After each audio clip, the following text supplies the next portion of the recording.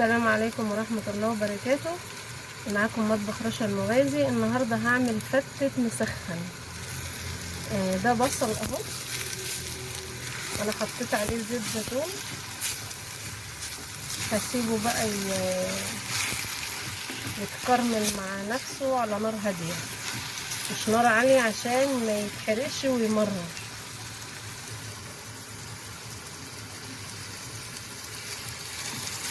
يعني انا مش عايزاه يتحرق، النار تبقى وسط، واول ما يبدأ ياخد لون نوطي عليه، يبقى اوطى من يعني اقل من الوسط شوية.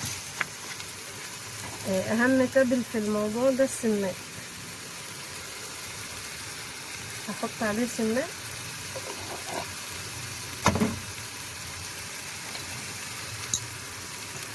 وهحط عليه فلفل اسود، نص معلقة فلفل اسود ومعلقة سماق.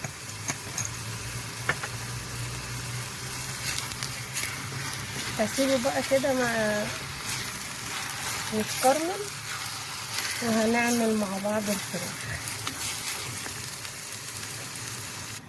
احنا عملنا البصل، دلوقتي هعمل الفراخ.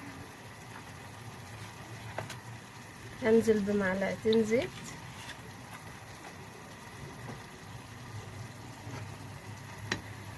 الوصفة دي تمشي فيها فراخ بايتة بعضمها او من غير. انا ده بانيه عندي قطعته كده بالشكل ده.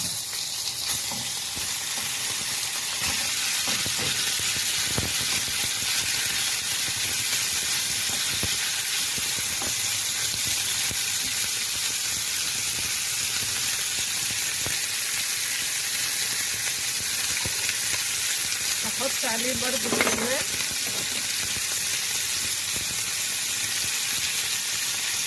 معلقة صغيرة سماق. زي ما قلت لكم ده التابل الرئيسي في الوصفة. يعني نص معلقة زعتر ناشف،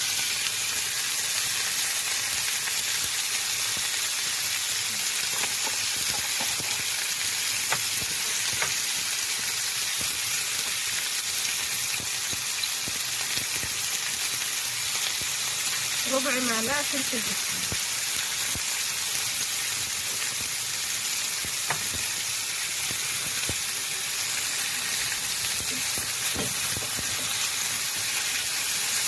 انا مسويه البصل لوحده علشان الفراخ هتستوي اسرع من البصل،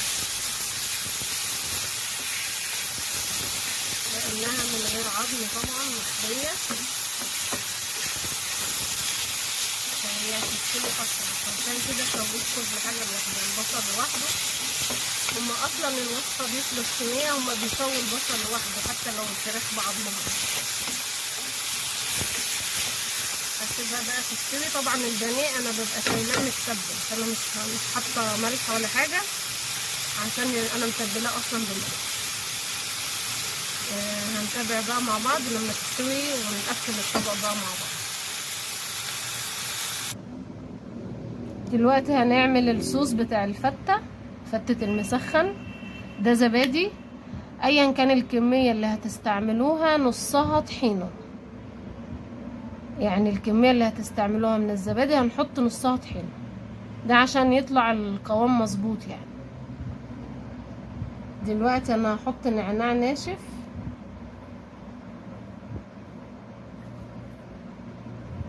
نص معلقة مليانة يعني.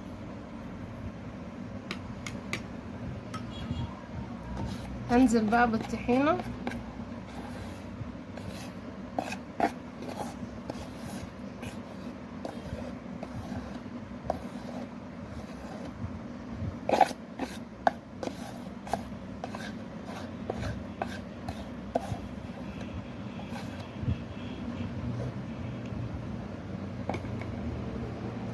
ده عصير ليمونتين.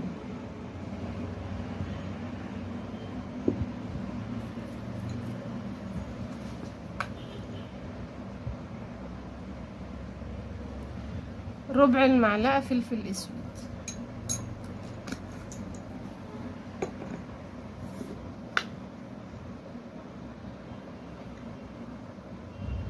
نص المعلقة ملح،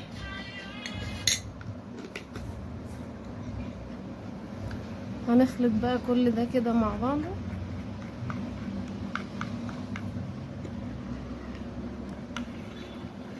نص معلقة صغيرة توم مفروم، او اللي بيستعمل فصوص 3 فصوص كبار توم.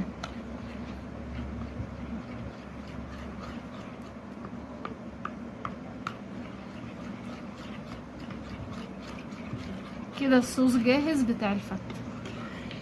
فاضل بقى نقفل طبق الفتة مع بعض.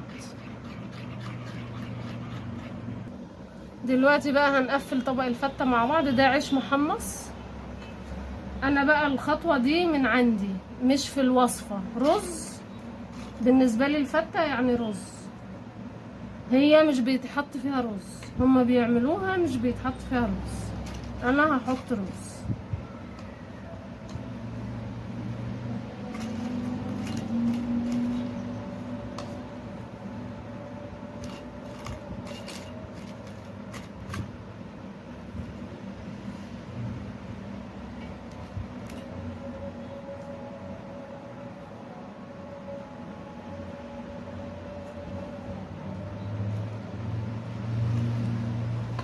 ده ورق لورا انا حاطاه في الرز، وده عود قرفة برضو حاطاه في الرز الغامق ده.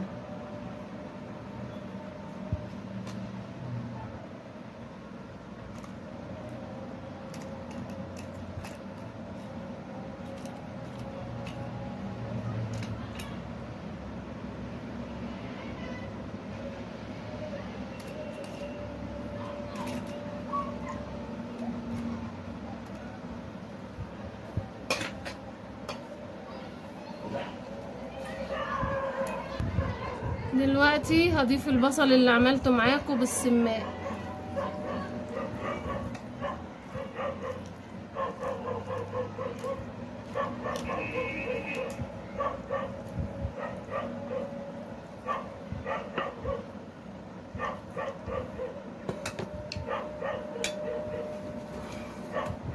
ودي الفراخ اللي سويتها معاكم برضو.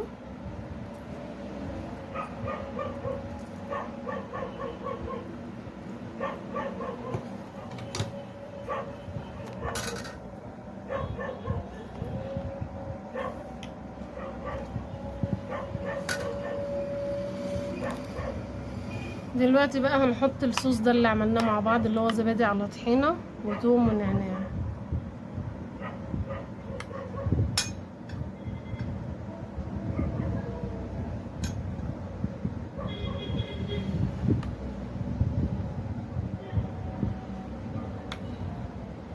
طبعا الزيادة كل واحد بياخد في طبقه تاني من الصوص ده.